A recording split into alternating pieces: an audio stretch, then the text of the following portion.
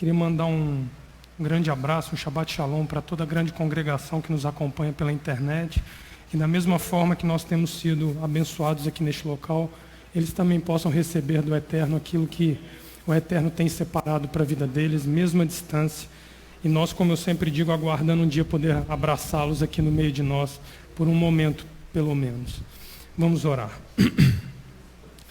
Eterno Elohim de Abraão, de Isaac e de Jacó, nós nos apresentamos diante de Ti, num momento qual o Eterno separou e reservou para nos ensinar a Tua palavra, de maneira que nós sabemos, Pai, que se ela não vier diante de Ti, ela não saciará a nossa necessidade, a nossa fome.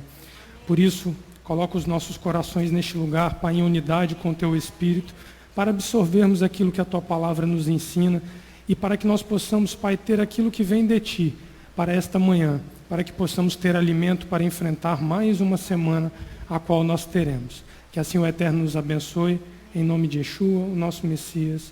Amém. Irmãos, a pastora Sandra falou uma coisa interessante, eu nem sabia da questão da rededicação, né? Da dedicação da casa. E eu estudando a Paraxá essa noite, eu entendi, pastora, com a senhora falando ali, que a Paraxá, ela tem um paralelo muito direto com isso que a senhora falou, por um motivo muito simples. Porque assim como José tinha várias funções quando assume a soberania dentro do Egito, né? Ele só era abaixo de Faraó, uma das funções, talvez a mais importante de José, também para nós talvez seja a mais importante para que essa casa exista. O motivo pelo qual essa casa existe talvez seja o mesmo motivo pelo qual José foi levantado naquela época para poder reinar sobre o Egito como reinou. E é em cima disso que eu vou tentar abordar o nosso estudo hoje. Só que a Paraxá é interessante que ela começa no meio de um capítulo. E toda vez que ela começa no meio de um capítulo, a gente tem que se inteirar um pouquinho do que está acontecendo para que nós tenhamos uma noção razoável, né, do que a Paraxá está falando conosco. Hoje nós estamos estudando a 11ª Paraxá, que é a 11ª porção de estudo do número de 54 porções anuais que nós estudamos, chamada Vaigash, e ele se aproximou, ou ele se achegou. Ela se encontra em Gênesis 44, verso 18. Nós vamos ler a nossa Paraxá, alguns trechos da nossa Paraxá, para nós iniciarmos o estudo. O verso 18 do capítulo 44 diz assim: Então Judá se achegou a ele e disse, ele, José, Ai, Senhor meu, deixa, peço-te, o teu servo dizer uma palavra aos ouvidos de meu Senhor, e não se acenda a tua ira contra o teu servo, porque tu és como Faraó. O meu Senhor perguntou a seus servos, tendes vós pai ou mãe?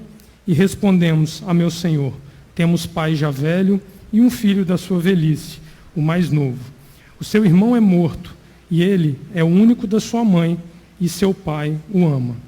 Então dissestes a teus servos, trazei-o a mim para que o veja. Respondemos a meu Senhor, o moço não poderá deixar seu pai, se deixar seu pai, morrerá. Então dissestes a teus servos, se vosso irmão mais novo não descer convosco, nunca mais vereis a minha face.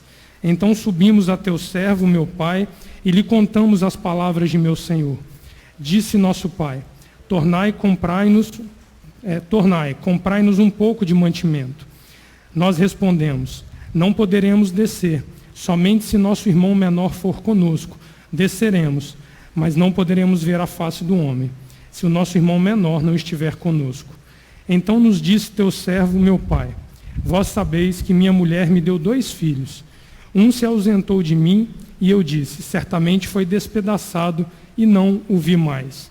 Se agora também me tirardes a este e lhe acontecer algum desastre, fareis descer os meus cabelos brancos com tristeza à sepultura. Agora, pois, estou indo eu a teu servo, meu pai, e não indo o moço, visto a sua alma estar ligada com a dele. Acontecerá que, vendo ele que o moço ali não está, morrerá. E teus servos farão descer os cabelos brancos de teu servo, nosso pai, com tristeza à sepultura. O teu servo ficou responsável pelo moço diante de meu pai, dizendo, se eu não tornar a trazê-lo, serei culpado para com meu pai todos os dias. Agora, pois, fique teu servo em lugar do moço, por escravo de meu senhor, e que suba o moço com os seus irmãos.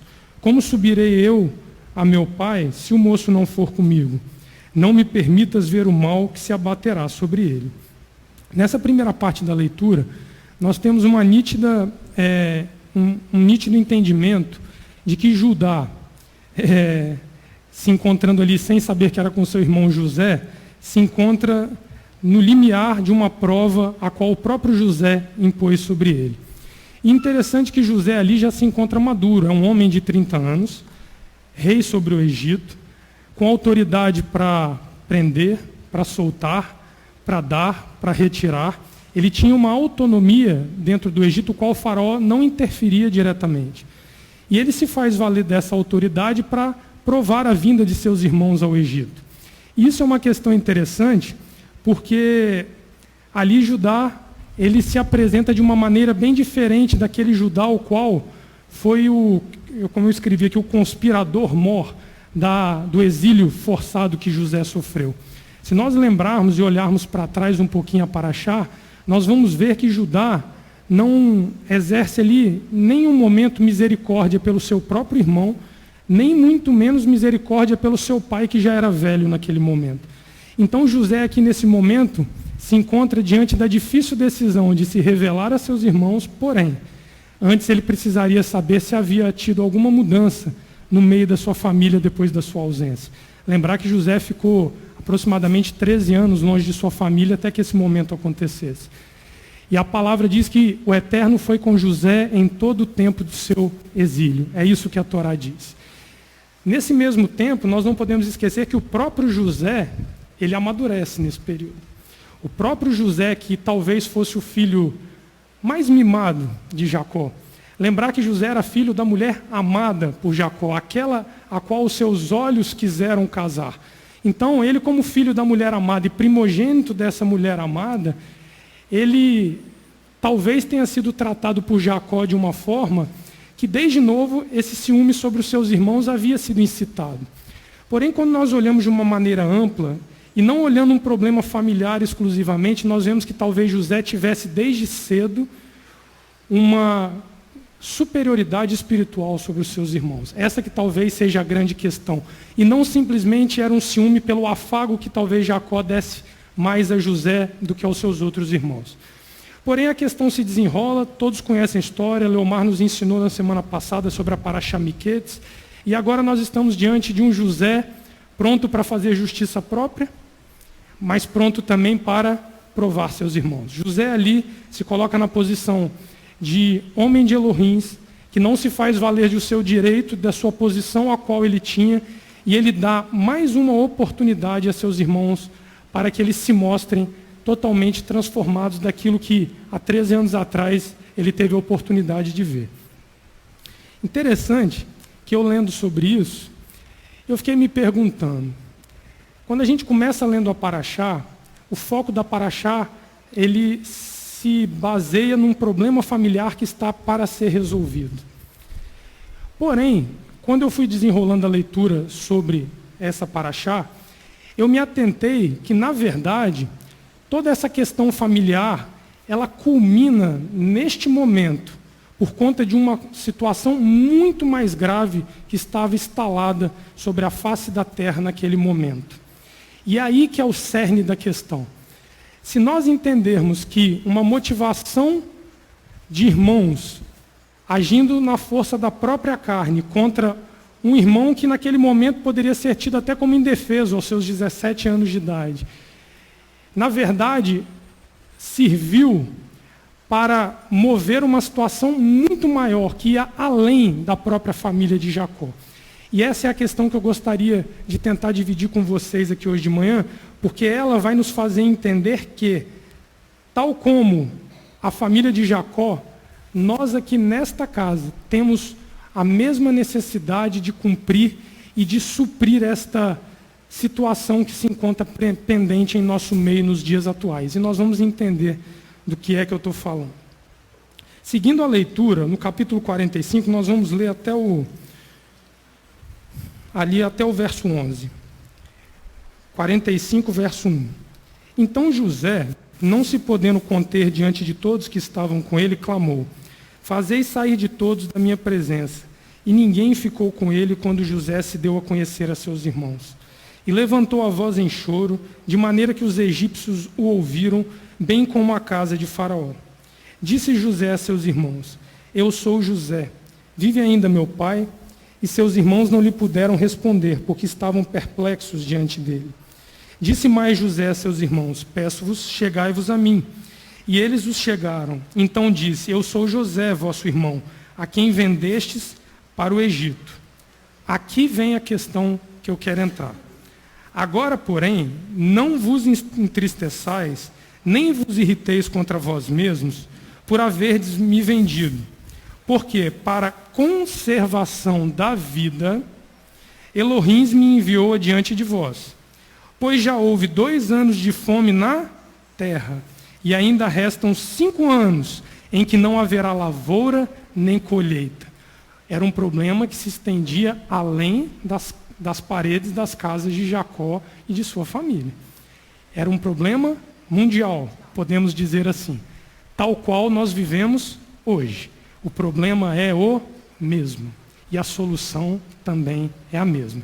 Esse é o ponto que eu vou tentar mostrar a vocês.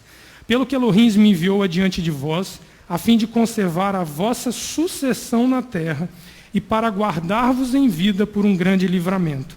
Assim, não fostes vós que me enviastes para cá, senão o próprio Elohim, que me tem posto por pai de Faraó, por senhor de toda a sua casa, e como governador em toda a terra do Egito. Apressai-vos, subi a meu pai, e dizei-lhes: assim diz teu filho José: Elohim me pôs por senhor em toda a terra do Egito. Desce a mim, não te demores. Habitarás na terra de Gósen, e estarás perto de mim, tu, teus filhos, os filhos de teus filhos, os teus rebanhos, o teu gado e tudo o que tens. Ali te sustentarei, porque ainda haverá 5 anos de fome, para que não sejas reduzidos à pobreza, e tua casa e tudo o que tens. A questão é que havia fome. E a fome só poderia ser saciada naquele momento, porque outrora a família de Jacó exila José no Egito, e José se submete à vontade suprema de Adonai em sua vida, e se coloca em condições de administrar a fome mundial existente naquele momento. Tudo que ele pôde absorver de alimento para o Egito ao longo de 7 anos de fartura, depois serviram para que José fosse o supridor da necessidade maior que havia na terra, que era uma coisa chamada fome. E a fome chegou inclusive à casa do patriarca Jacó. Ninguém foi poupado da fome naquele período. Se nós traçarmos um paralelo, a mesma fome que afligia a terra naquele momento, ela aflige a terra que nós vivemos nos dias atuais. E eu não estou apenas falando de fome de comida física, porque essa também, por incrível que pareça, ainda assola a humanidade nesses momentos. Basta vocês olharem para a África, para alguns países da Ásia, que vocês verão necessidade básica de comida faltando para as pessoas. Só que é de uma outra comida que eu quero falar com vocês. Então, quando nós vemos Judá intermediando ali o processo de preservação da vida de Benjamim, José entende que Judá havia reconhecido o seu erro. E vale lembrar que Judá perde os seus 2 filhos mais velhos antes de descer ao Egito. Então ele provou lá atrás, antes de agir dessa maneira, aquilo que ele proporcionou ao seu pai Jacó sofrer, que foi a perda de um filho. Ele perde 2. Os estudiosos dizem que a primeira perda foi para ele absorver a mesma dor de Jacó, e a segunda foi para ele ser punido pela dor que ele causou a Jacó. Então ele recebe uma porção dobrada de perdas de filhos, para que ele entendesse a gravidade do que ele fez. Judá ali não sabia, mas o futuro da casa de Jacó estava em jogo, simplesmente pelo fato, porque viria de José a descendência a qual Jacó continuaria dando. Então ele perde seus 2 filhos nisso. E nós vemos como era grave o entendimento de Judá sobre isso, que além de perder 2 filhos, ele perde porque ele não queria que os filhos suscitassem descendentes ao seu irmão mais velho, ao filho mais velho que havia morrido. Então o pecado de Judá é gravíssimo, a ponto de Judá ter que conviver 13 anos, vendo os cabelos brancos de Jacó crescendo na barba e na própria cabeça, vendo aquilo que ele provocou, sem ter a coragem de dizer ao pai que ele era o maior responsável pelo que aconteceu. Então, ocorre aqui um ajuste familiar, porém, por trás desse ajuste familiar, nós vemos a condição que Elohim dá à humanidade, através de um ajuste familiar, de que a necessidade básica, que no momento não se tinha, ela fosse compensada pelas mãos do próprio José. Se nós entendermos como isso, meus irmãos, é grande para nós, nós vamos entender por que essa casa precisa estar de pé, cumprindo dia após dia a sua função.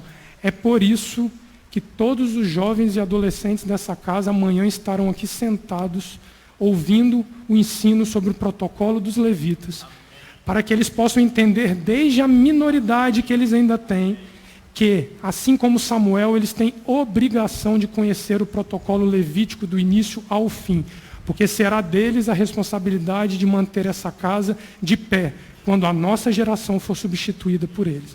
Então, que comece amanhã, com esses jovens, o entendimento da função que cada um deles tem aqui dentro, que é a função primordial, que é suprir as necessidades básicas de quem vier nos procurar.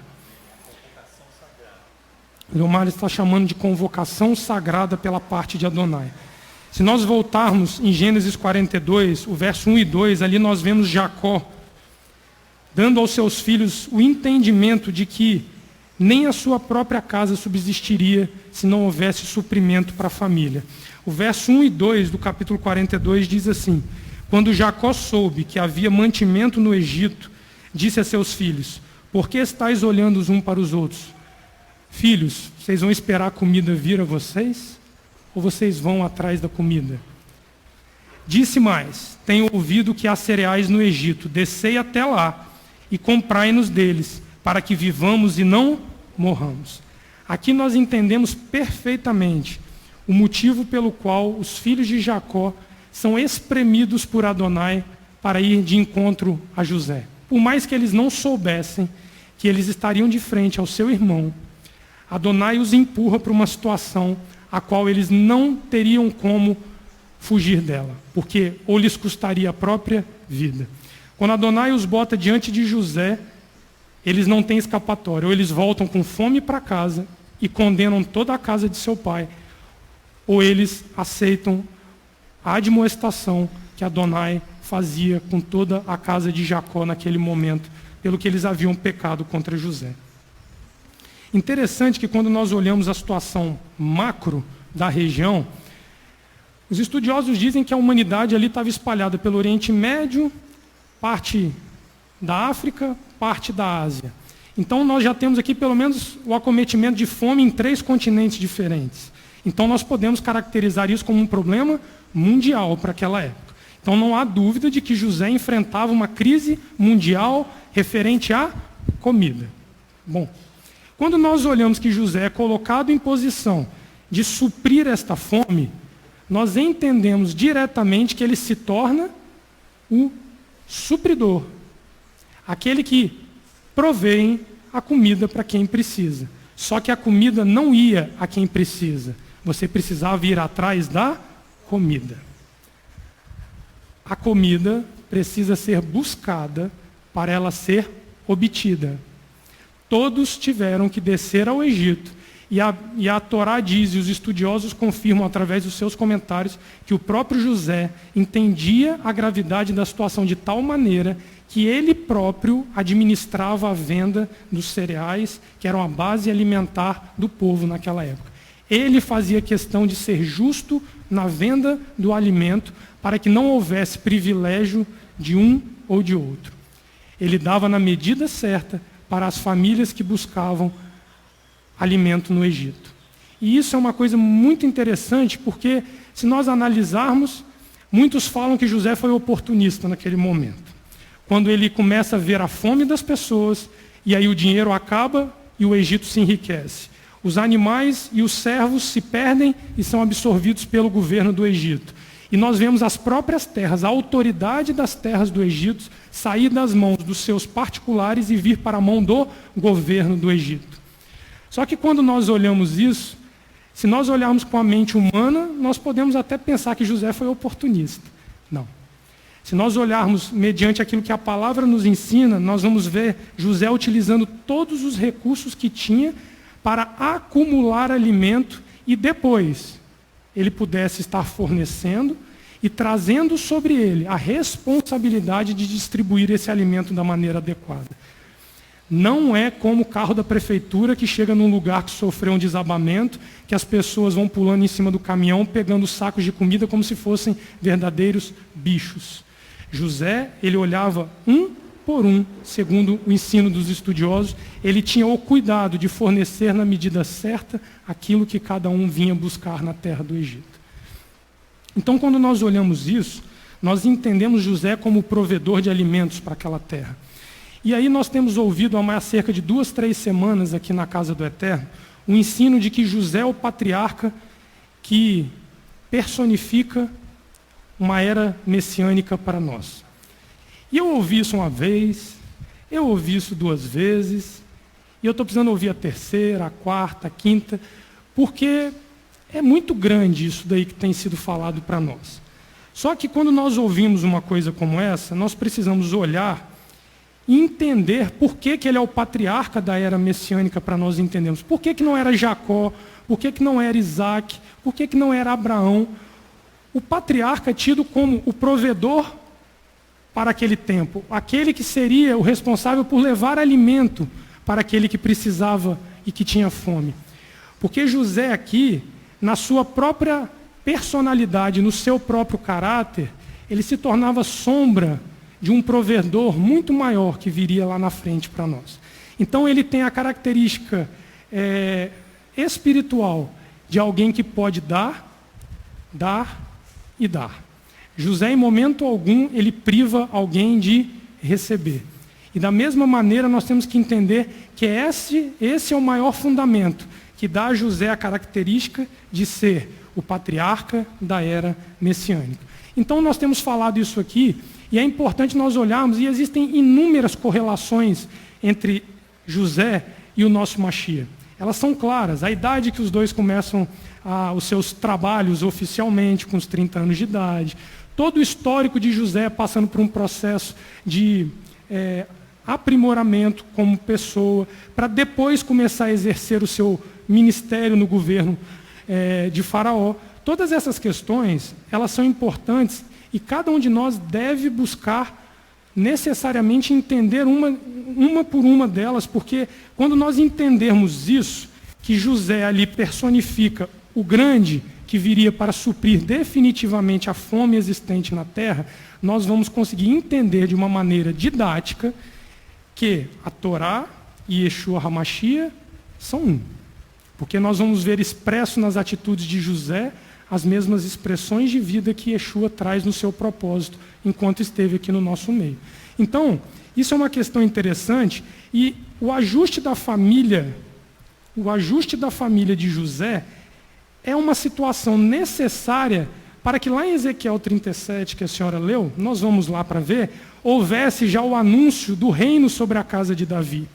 Porque foi com o ajuste entre José e Judá, conforme está escrito na Paraxá e no profeta Ezequiel, é que nós vemos o estabelecimento da perpetuação da casa de Davi no trono de Elohim. Por isso que a pastora Sandra está dizendo, é uma adoção nacional. Vamos lá em Ezequiel 37 para a gente entender isso. Desculpa? Um dos focos dessa questão da era messiânica é que o problema deixa de ser familiar, que você está ensinando, e ele passa a ser o problema mundial. Exatamente. Personifica já a era messiânica, né? Os problemas familiares que nós temos aqui dentro não podem nos impedir de nós provermos alimento para quem precisa. Essa é a função dessa casa. Era como eu ia encerrar, mas já que você pegou, eu vou pegar o seu gancho. Nós não podemos deixar que os problemas internos, como família que nós temos aqui dentro, da mesma maneira que a família de Jacó teve, divisão, traição, mentira. Foram coisas pesadas que aconteceram na família de Jacó. Não foram motivo para que o próprio José permitisse que esse ajuste acontecesse, para que a comida chegasse a todos, mundialmente falando. Essa é uma questão essencial para nós entendermos, e nós vamos ver o profeta Ezequiel falando exatamente sobre isso aqui. Versículo 15. Veio a mim a palavra do Eterno. Quanto a ti, ó filho do homem, toma um pedaço de madeira e escreve nele, por Judá e pelos filhos de Israel, seus companheiros. Então toma outro pedaço de madeira e escreve nele, por José, vara de Efraim, e por toda a nação de Israel e seus companheiros. É o ajuste entre a casa de José e a casa de Judá, feito lá atrás pelo patriarca. E aí nós vamos ver aonde vai culminar esse ajuste. Vamos lá. Ajunta-os um ao outro, para que se unam e tornem-se uma só na tua mão. Ou seja, não haveria mais divisão. Quando os filhos do teu povo te perguntarem, não nos declararás o que significam estas coisas? Então tu lhes dirás, assim diz o Eterno Elohim, eu tomarei a vara de José, que esteve na mão de Efraim, e a das tribos de Israel, suas companheiras, e as ajuntarei à vara de Judá. Dessa forma farei delas uma só vara, e elas se farão uma só na minha mão. Os pedaços de madeira em que houveres escrito estarão na tua mão perante os olhos deles. Diz-lhes, assim diz o Eterno Elohim, eu tomarei os filhos de Israel de entre as nações, para onde eles foram, e os congregarei de todas as partes, e os levarei à sua terra. Deles farei uma nação na terra, nos montes de Israel, um só rei será sobre todos eles, e nunca mais serão duas nações. Nunca mais para o futuro se dividirão em dois reinos. Nunca mais se contaminarão com seus ídolos, nem com as suas abominações, nem com as suas transgressões, pois eu os livrarei de todas as suas apostasias e os purificarei. Então eles serão o meu povo e eu serei o seu Elohim. O meu servo Davi reinará sobre eles e todos eles terão um pastor.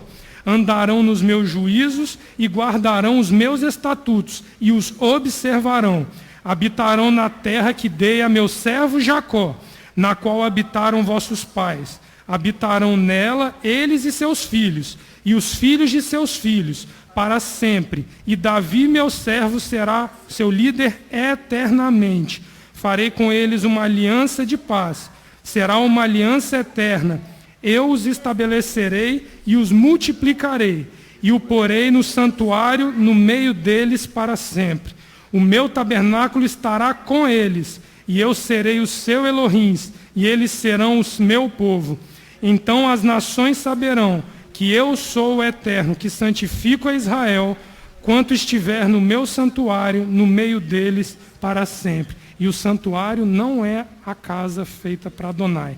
Este é o santuário ao qual ele está se referindo, onde ele habitará perpetuamente sobre o reinado do servo Davi, que ele estabeleceu sobre a humanidade. Ele está falando aqui ou não está de uma era messiânica, apoiada num ato feito por José, quantos anos atrás, pastor? Sei lá. Não sei nem as contas. Então, quando nós estamos aqui aprendendo sobre o patriarca José ser o patriarca da era messiânica, é porque vem dele todo este processo para ajuste em unidade entre a casa de José e a casa de Judá. Só que o patriarca lá atrás precisou ser tratado, precisou ser amassado por Adonai 13 anos, para que quando a oportunidade de ajuste viesse, ele não perdesse a oportunidade e estivesse apto a finalizá-la naquele momento.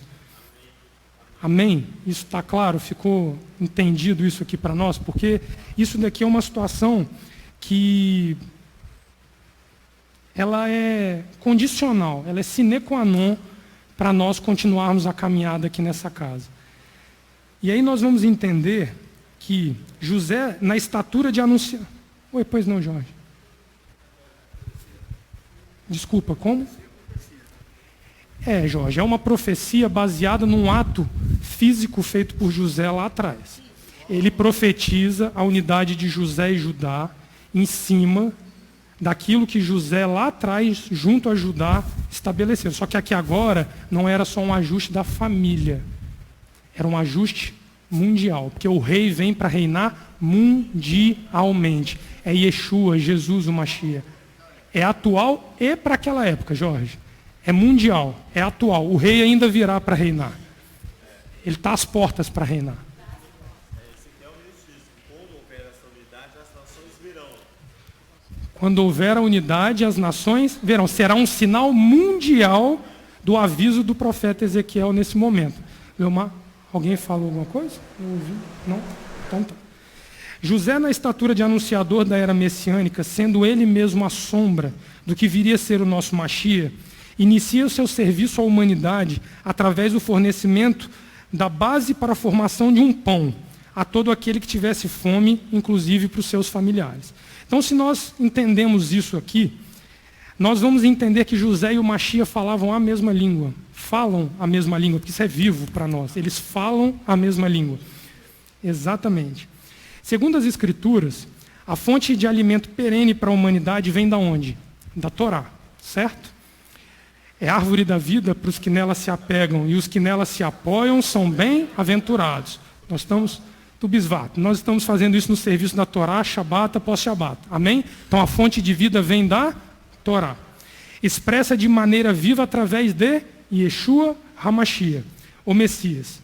Não há busca de vida na palavra de Elohim que não passe pela Torá e por Yeshua, porque eles são um. Então, se você conhece a Torá, você conhece a Yeshua. Se você conhece a Yeshua, você conhece a Torá.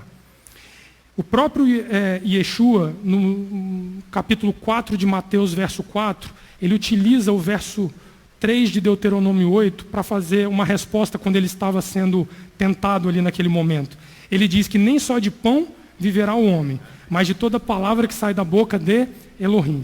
Aqui Yeshua começa o seu ministério conclamando a si mesmo como pão da vida, como fonte de um alimento que saciaria a fome existente sobre a face da terra. Então, eu queria ler com vocês João capítulo 6, que é uma narrativa extremamente conhecida, onde Jesus se anuncia como fonte de alimento para aquele que tem fome.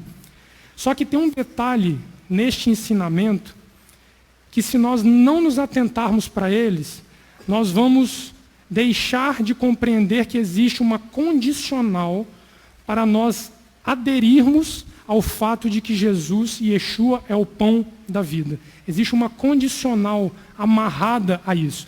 A palavra é clara quando ela diz, eu sou o pão da vida. Isso é fato.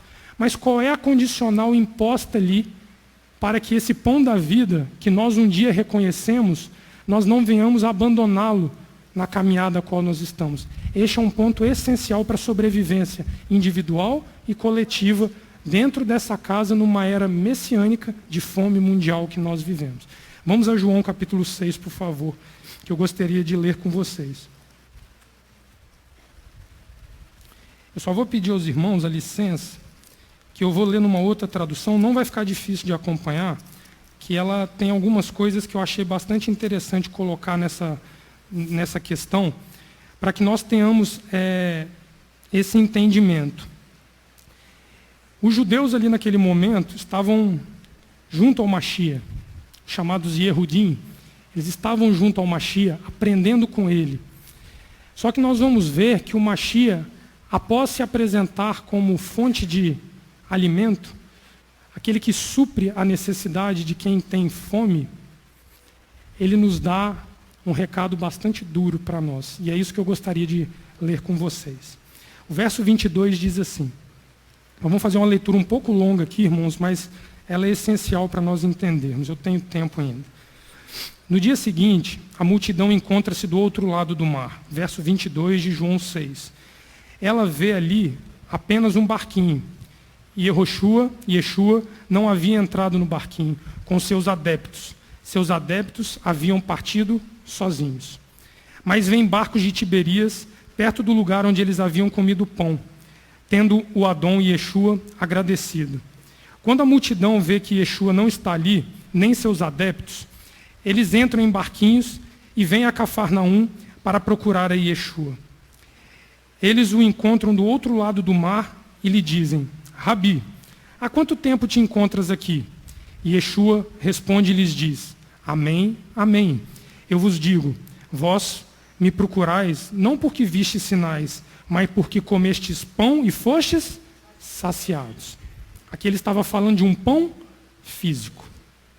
Eles ainda não haviam entendido a grandeza do pão da vida chamado Yeshua HaMashiach. Ele está falando, saciou a fome, é por isso que vocês estão atrás de mim, porque vocês sabem que eu posso dar pão quando houver fome. Vamos continuar. Trabalhai não pelo alimento que perece, aqui ele já começa o ensino, mas pelo alimento que permanece para a vida em perenidade.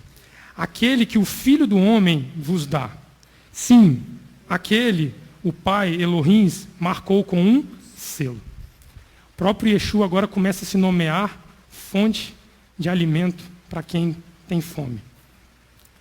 Eles lhe dizem: que faremos para trabalhar no trabalho de Elohim?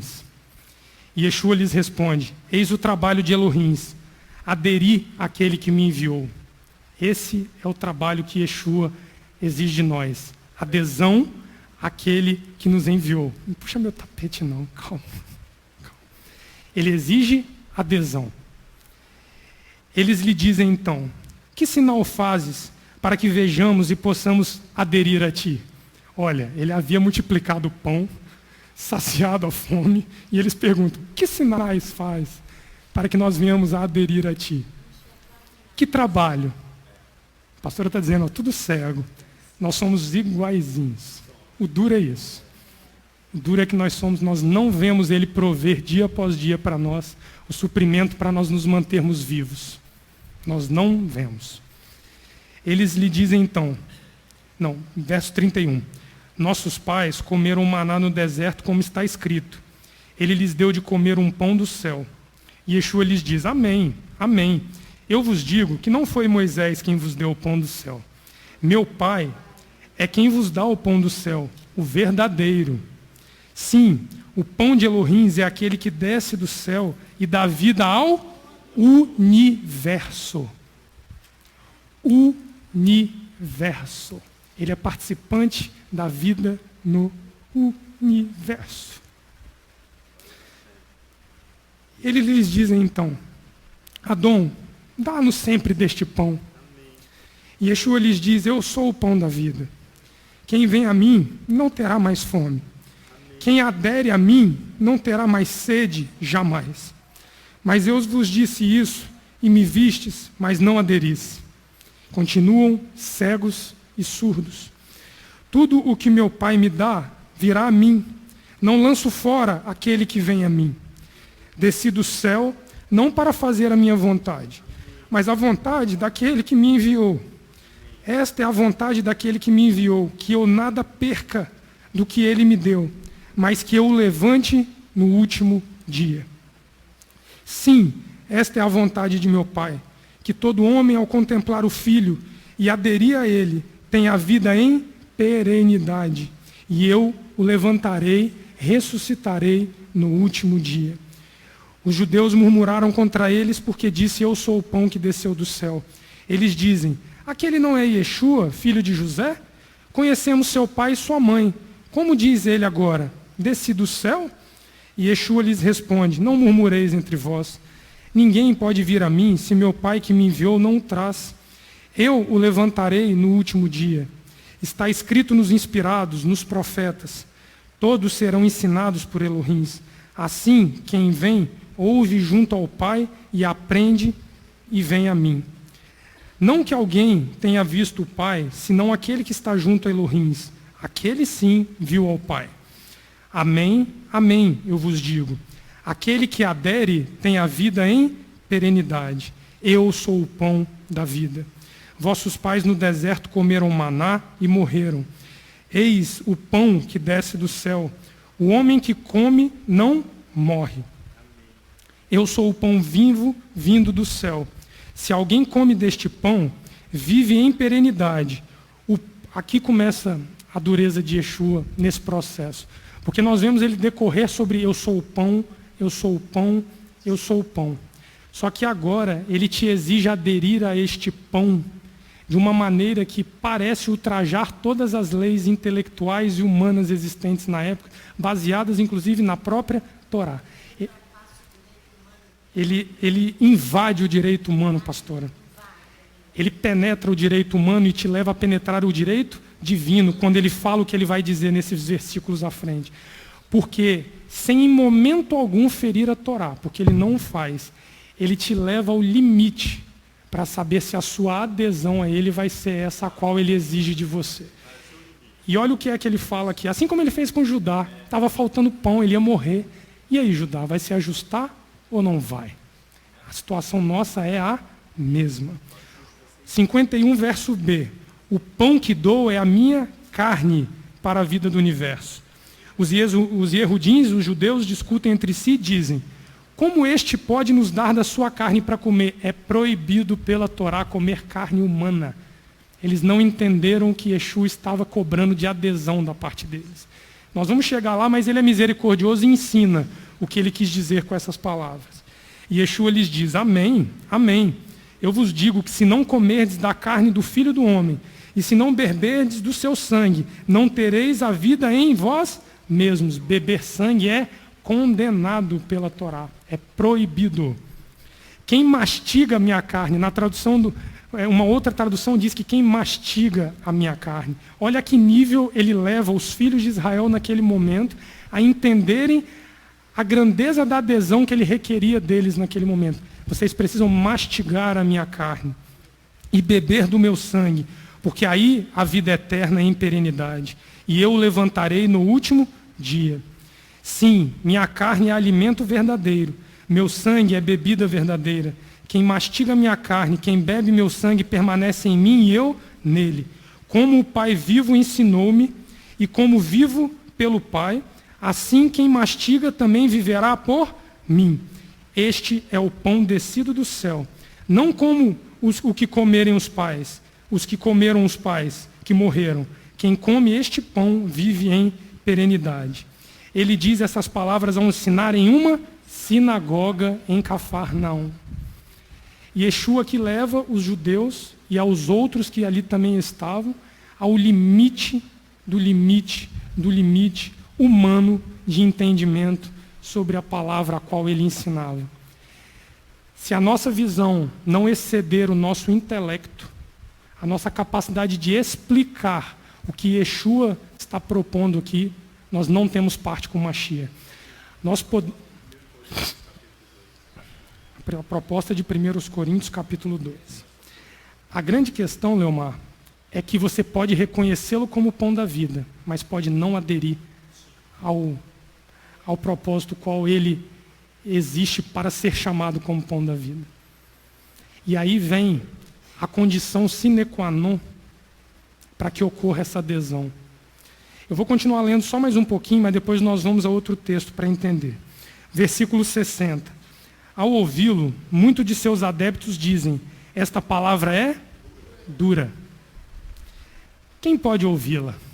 Ou seja, se você utilizar do seu intelecto humano, ela será dura e você não será apto para ouvi-la, nem muito menos praticá-la. Mas Yeshua sabe em si mesmo que seus adeptos murmuram contra isso. E lhes diz: isto vos faz tropeçar? Isso é empecilho para vocês andarem ao meu lado? O ensino ser duro? Olha a pergunta que Yeshua faz. Por isso que quando muitos estamos aqui dividindo a palavra com vocês, nós temos o hábito de dizer que Yeshua, ele muitas vezes se torna mais duro do que a própria Torá. E as pessoas muitas vezes têm receio de estudar a Torá pela dureza da lei. Pois quando eu vejo Yeshua falando isso aqui, o peso sobre a minha vida, pastora, é muito maior. Porque me exige um entendimento que vai além da minha capacidade como homem para entender. E a própria Torá se manifesta dessa forma. Sim. Ele ali selecionava os que estavam aptos para andar com ele, pastor. Curioso e faminto de pão não era apto a andar ao lado de Yeshua. Não era. E aí nós vamos ver aonde vai parar essa multidão. Eu parei em qual versículo? Eu li o 61, não foi isso? Foi. 62. E se visseis então o Filho do Homem subir para onde estava antes? É o sopro que vivifica. A carne não serve para nada. As palavras que vos disse são sopro de vida. Mas há alguns dentre vós que não aderem. Sim, Yeshua sabe desde o princípio quais são aqueles que não aderem e quem é aquele que o entregará. Ele diz: eis porque eu vos disse que ninguém pode vir a mim se isto não lhe tiver sido dado pelo Pai. A partir de então, muitos de seus adeptos ficaram para trás e não andam mais com ele. E aí qual é a primeira pergunta que ele faz aos 12 em seguinte? Vós também quereis partir? Vós quereis abandonar? O caminho está pesado, está duro, está difícil. Querem abandonar? Pedro aqui logo se levanta, e eu vou me reservar a não entrar na questão de Pedro, porque eu ainda estou aprendendo sobre Pedro e preciso conhecer mais a vida de Pedro. Mas eu falei com vocês que havia uma condição sine qua non para haver essa adesão. E nós vamos lá em 1 João capítulo 5 para conhecer essa condição sine qua non, para nós entendermos isso aqui. Porque não adianta dizer que para adesão requer um processo, sem nós dizermos qual é o processo que nos leva a essa adesão. Concorda? Amém. 1 João capítulo 5, do verso 1 ao 13. Tá? 1 João 5, verso 1. Todo aquele que crê em Yeshua, sendo Mashiach, é nascido de Elohim. E todo aquele que ama o que gerou também, ama o que dele é nascido. A unidade de Pai e Filho. Amas a Elohim, amas a Yeshua. Amas e aderes a Yeshua, amas e aderes a Elohim. Traduzindo para uma coisa fácil de entender, o primeiro versículo está nos ensinando isso. Nisto conhecemos que amamos os filhos de Elohim. Se amamos a Elohim e guardamos seus mandamentos. Ou seja, precisa haver a guarda do... Porque aquele que me ama guarda os meus... Então tá bom. Este é o amor de Elohim, que guardemos os seus mandamentos. E os seus mandamentos não são penosos. A Torá não é penosa. Amém? Pois todo o que é nascido de Elohim vence o mundo. Ele mata a sua natureza carnal. Esta é a vitória que vence o mundo, a nossa fé. Não há adesão a Yeshua, a Torá e, consequentemente, a Elohim, se não houver de nossa parte fé.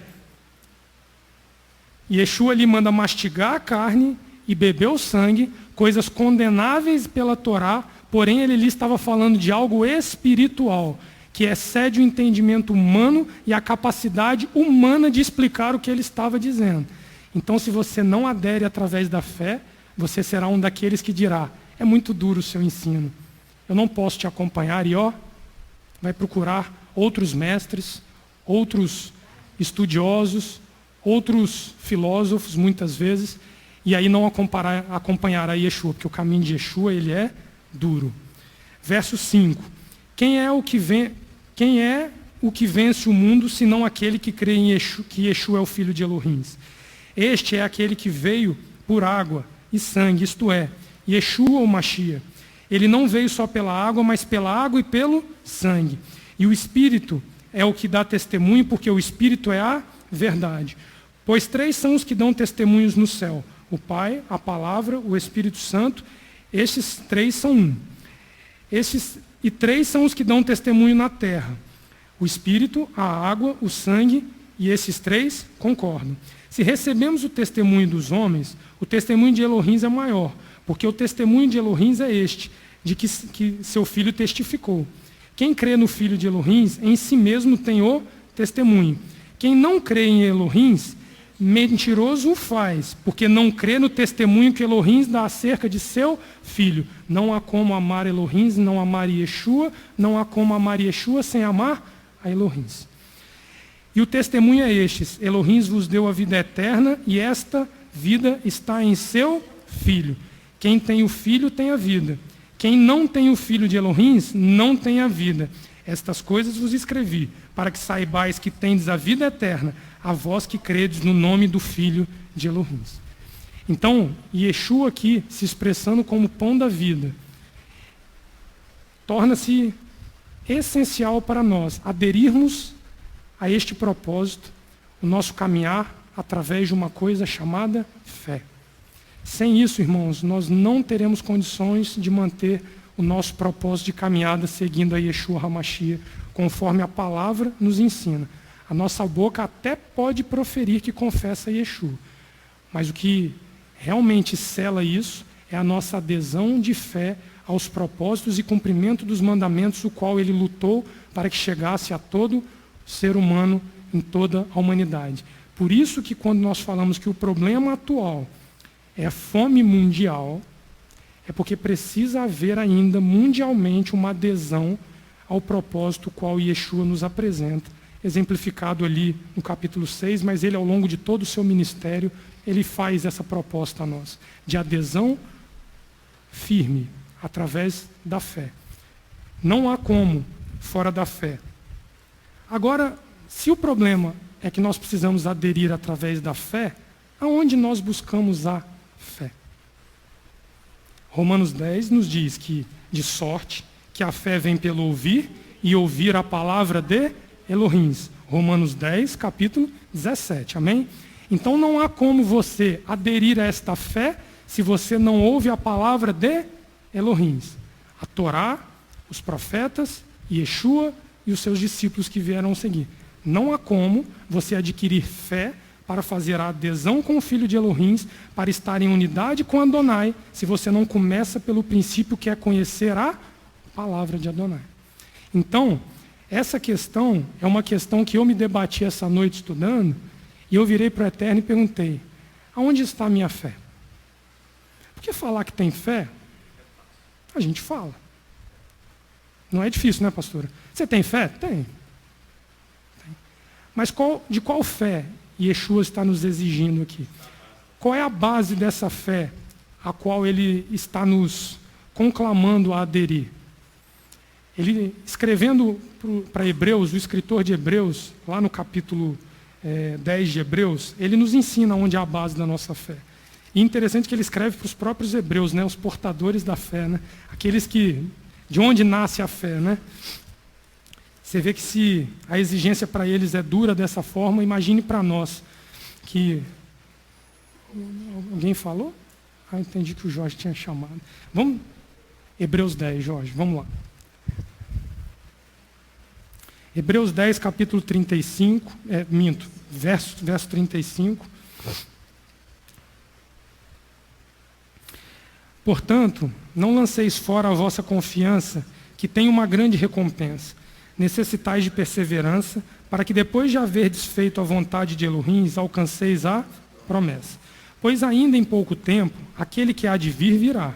Não tardará. O meu justo, porém, viverá da... Então a condição para a subsistência do justo é a... Amém. E se ele recuar, a minha alma não tem prazer nele. É muito duro o meu ensino para vocês, como Yeshua pergunta ali para os Yehudins que acompanhavam ele. É essa mesma questão que está sendo abordada aqui em Hebreus. Yeshua estava levando eles ao limite para saber até onde ia a adesão que eles diziam ter com Yeshua.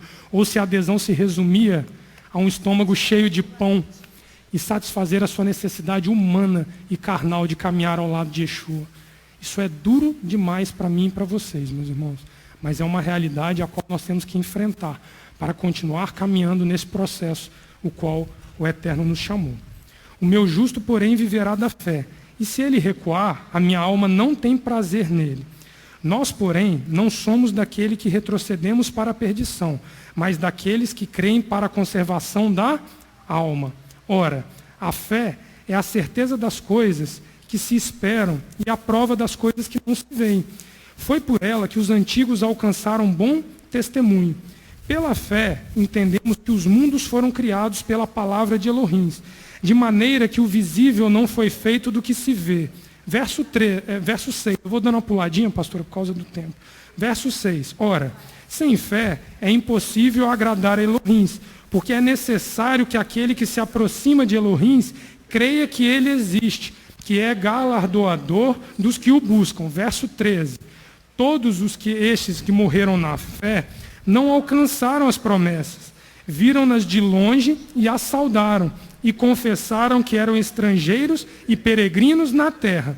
Ora, os que dizem tais coisas claramente mostram que estão buscando uma pátria. E se na verdade se lembrassem daquela de onde haviam saído, teriam oportunidade de voltar.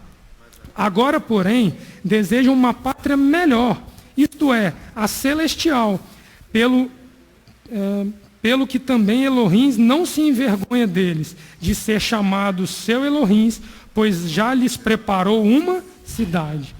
Mesmo que nós não vejamos cumprido todos os propósitos o qual essa casa foi levantada para cumprir, nós precisamos ser como os patriarcas que olharam a promessa de longe e aderiram. A adesão, Leomar, o duro foi isso quando eu estava estudando. Ela não necessariamente acompanha o cumprimento da promessa pela qual você recebeu. José ali, quando faz aquela unidade junto a Judá, José não tinha enxergado a promessa Yeshua HaMashiach, mas ele mesmo assim, ele adere ao propósito o qual Elohim havia colocado ele. Então, a condicional de ver cumprido o propósito não necessariamente acompanha a nossa obrigação de adesão de fé no Filho de Elohim. Por isso que eu conclamei no início os jovens para estarem aqui amanhã de manhã, pastora, porque talvez a geração deles veja cumprida o que talvez a nossa geração não vai ver. Mas que não é desculpa para eles não aderirem àquilo que eles precisam aderir. E eles desde já estão sendo ensinados que a adesão começa pelo conhecimento da palavra. Para da palavra você adquirir fé. Para você cumprir a adesão com Yeshua, para assim se tornar um com o Pai. Não tem como pular etapa nesse processo. Não tem. Se ele recuar, a minha alma não tem prazer nele. Pois não, fala, Alexandre. Não. Eu já estou estourado. Uhum. Pode falar. Eu só falo o seguinte, que em 1 Coríntios 15, 19, diz assim: se esperamos em Cristo só nesta vida, Amém. somos os mais infelizes de todos os homens. Aí começa já uma questão de fé. Ele já fala assim: se vocês me esperam só nessa vida, que fé vocês têm? Vocês não acreditam que vocês têm um corpo espiritual e vai ter outra vida além dessa aqui? Porque o meu reino é o reino espiritual, o meu reino não é daqui. Aí a primeira coisa que ele fala aqui, em 1 Coríntios 15, 19. A segunda coisa que você falou muito importante, e que quando Tomé, ele ressuscitado, Tomé fala assim: deixa eu te tocar. Aí ele fala assim: Tomé, toca aqui. Aí Tomé toca. Aí ele fala assim: olha, bem-aventurados aqueles que não me viram, mas que assim creram. Aí quer dizer, a ciência, a fé é maior do que a ciência. Ele está falando lá de Abraão, de Isaac, de Jacó, ele está falando desses. E você, como estudante, você como médico brilhante que é, como o doutrinador que está aqui nos ensinando, sabe que a ciência só acredita naquilo que prova. É o direito humano. Prova. É por isso que eu estou colocando o direito humano. É o direito humano. E ele fala para Tomé: Tomé, bem-aventurado aqueles que não me provaram. A fé é maior do que a ciência. Amém. A fé é muito maior do que a ciência. E Alexandre, se você analisar bem... Finalizando, só para passar a bola para você, voltamos ao Salmo 33, que a pastora falou, e falou o quê? Regozijai-vos não em vocês, no eterno, mas no eterno, não pelas suas forças. Bote sua fé em mim. Amém. Porque é em mim que vocês têm. O Salmo 33 fala: regozijai-vos no eterno. A sua força, a força de vocês é ter uma fé em mim. Não coloque a fé em vocês humanos. Só isso que eu tinha para dizer. Se você analisar o que se você analisar o que a gente leu em João 6 agora, o que Yeshua sempre fala? Porque eu os ressuscitarei. Eu os ressuscitarei. Ele repete isso uma meia dúzia de vezes no texto.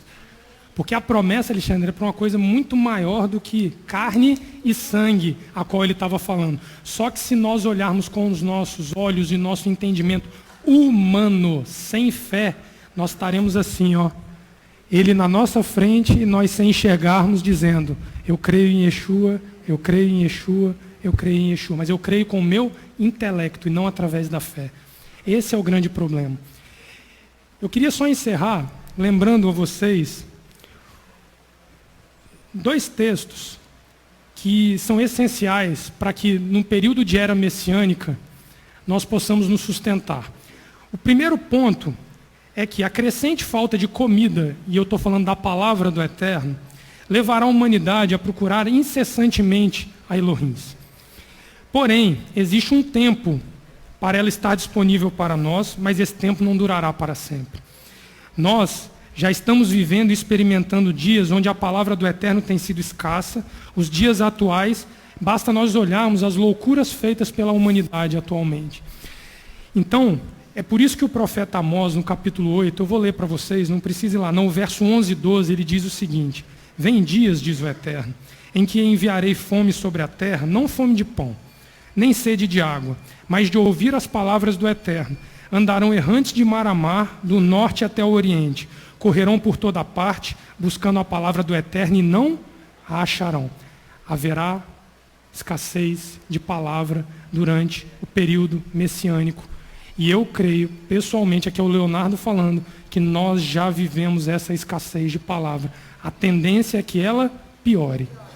E aí, Isaías 55:6, para encerrar, diz assim: buscai ao Eterno enquanto se pode achar, invocai-o enquanto está perto. Não perca a oportunidade de aderir a Adonai enquanto a oportunidade se encontra aberta para isso, para que nós tenhamos condição de sobreviver a esta era messiânica e não sejamos como aqueles Yehudins que disseram: teu ensino é muito duro para nós, eu não posso te acompanhar, e seguiram outro caminho.